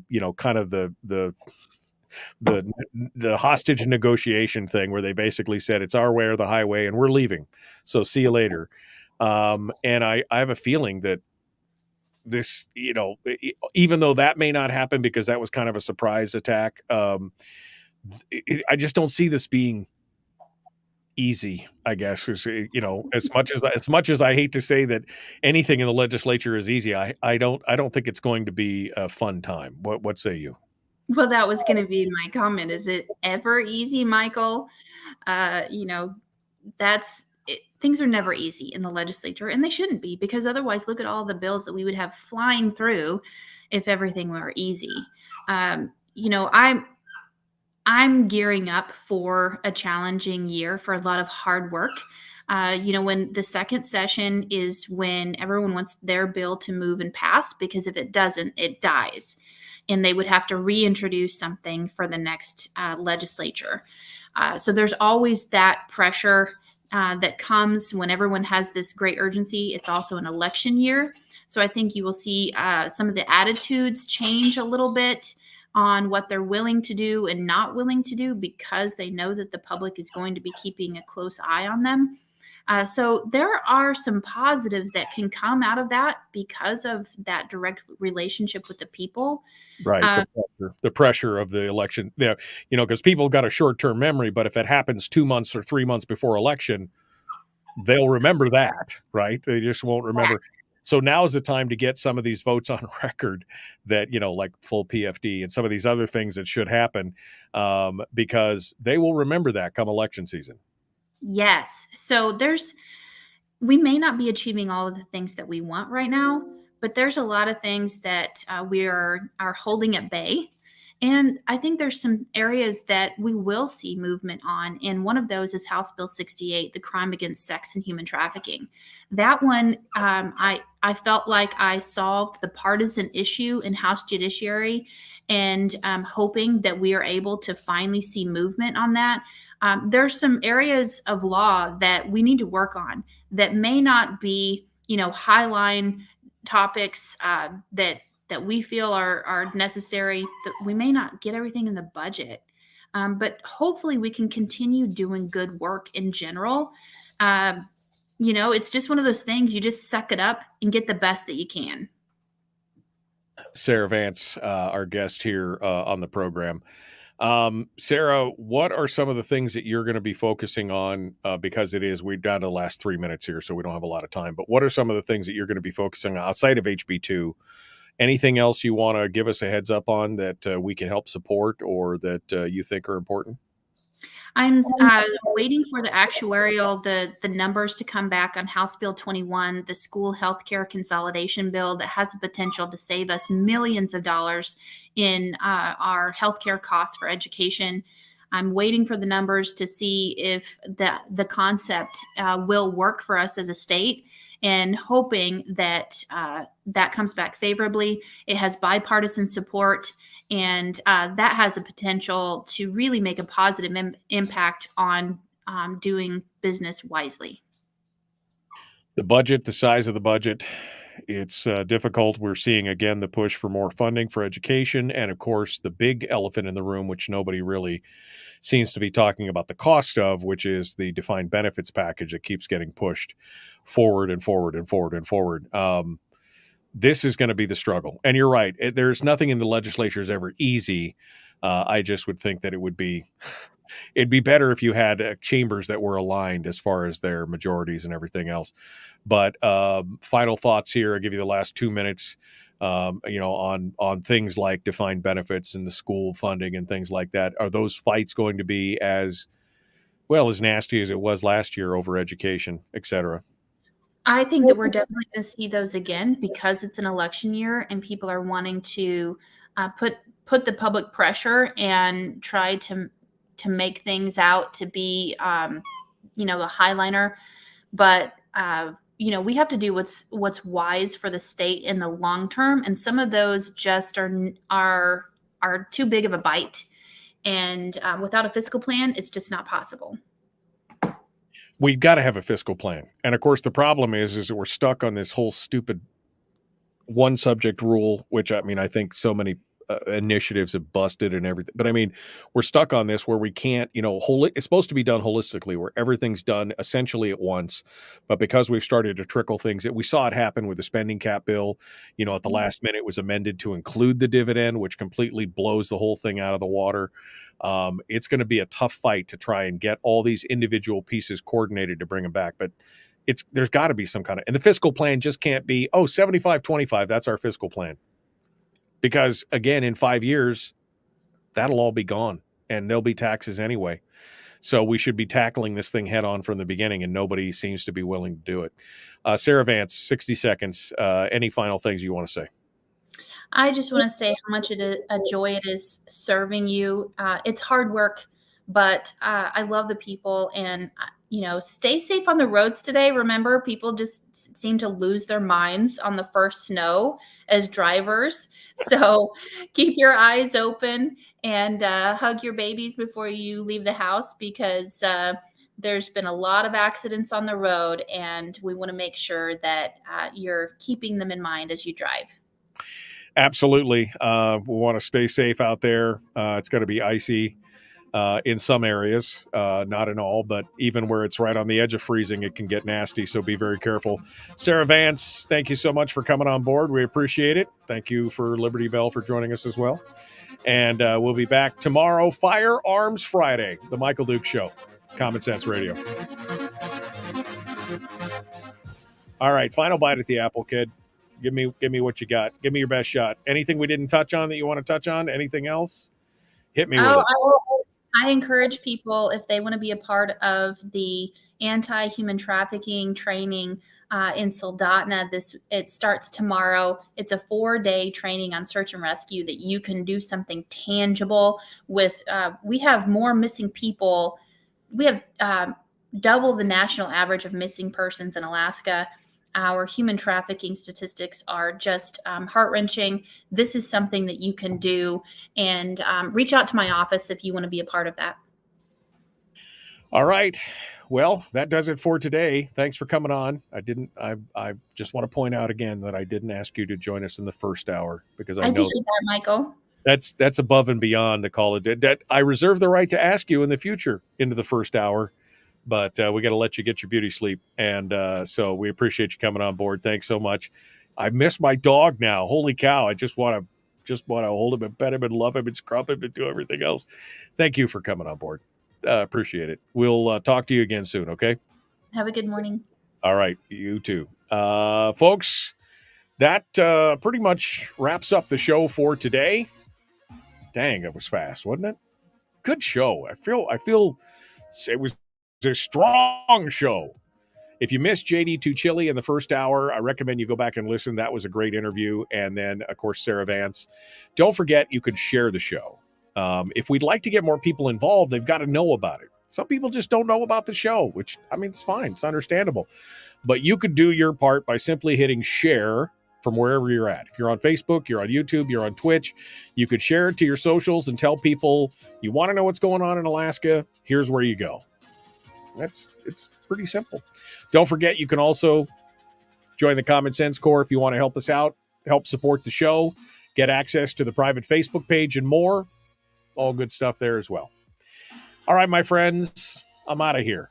I'm going to go drive carefully, apparently, into Anchorage after I have a cup of coffee. All right, we will see you guys tomorrow for Firearms Friday. Be kind, love one another, live well.